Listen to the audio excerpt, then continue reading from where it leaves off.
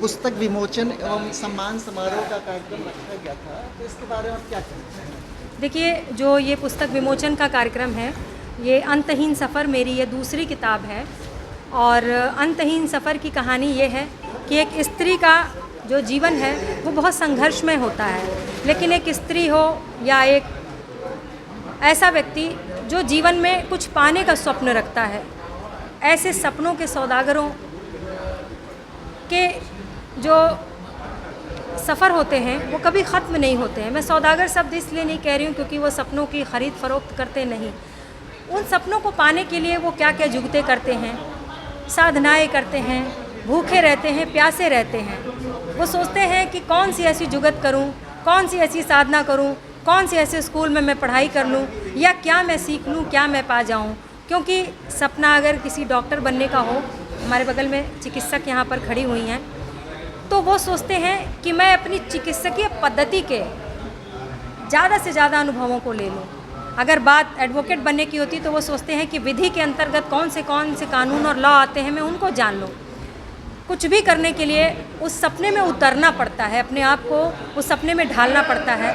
मैं कविताएं लिखती हूँ। हम लोगों के कवियों के सपने अनंत होते हैं। वो कभी नेता बन जाते हैं, सपनों में विधायक बन जाते हैं, सपनों में आम आदमी बन जाते हैं, सपनों में वो शिक्षक बन जाते हैं, सपनों में वो 80 साल के होते हुए भी किसी सुंदर स्त्री को देखकर कविताएं लिखते हैं। कोई कालिक रूप कोयल को देखकर एक गीत पनपता है।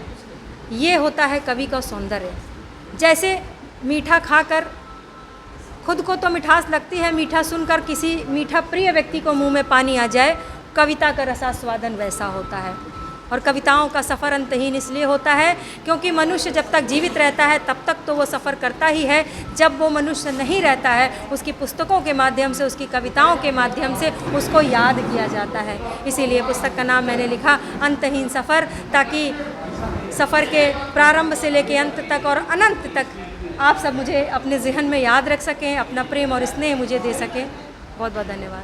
आपने देखा होगा अंतहीन सफ़र का कंटेंट्स, इसके बारे में आपकी क्या राय है, क्या ओपिनियन? काफ़ी अच्छा प्रयास है और महिलाओं को आगे बढ़ाने के लिए इसमें सारे कुछ इन्होंने कविता में समाहित करके सारा ये प्रस्तुत किया है। ये बहुत ही अच्छा इनका ये प्रयास है और हम चाहेंगे कि आगे भी ये मतलब कविता लिखती रहें और सबको ऐसे ही मोटिवेट करती रहें। धन्यवाद। सबसे पहले सरिता जी को बहुत बहुत धन्यवाद। मैं थोड़ा सा लेट रही इस कार्यक्रम में, लेकिन जो सरिता जी ने प्रयास किया है यह प्रयास बहुत ही सराहनीय है और हम लोग की तरफ से बहुत बहुत इनको आशीर्वाद और धन्यवाद भी देंगे कि आगे भी निरंतर ये अपने कार्य में आगे बढ़ती रहे और महिलाओं का उत्साहवर्धन करती रहें। और जो ये इनका प्रयास है निश्चित रूप से एक दिन बुलंदियों को छुएगा। बस इसके लिए धन्यवाद। पुस्तक पढ़ के क्या ऐसा मोटिवेशन होता है कि हम भी कुछ लिखें? बिल्कुल बिल्कुल, पुस्तक पढ़ने के बाद मोटिवेशन तो होता ही होता है। उसके साथ साथ ये लगता है कि हम भी कुछ करें और आगे बढ़ें, सरिता जी से कुछ हम भी सीखें और महिलाओं के जो उत्थान के लिए, महिलाओं के जो नेतृत्व की बात जिन्होंने की है कि महिलाएं बहुत कुछ कर सकती हैं, ये सही बात है और नारी शक्ति को प्रणाम है और सरिता जी को बहुत बहुत धन्यवाद।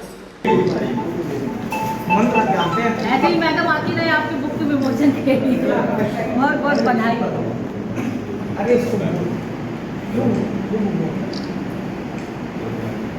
आप तो बोल दिए हो।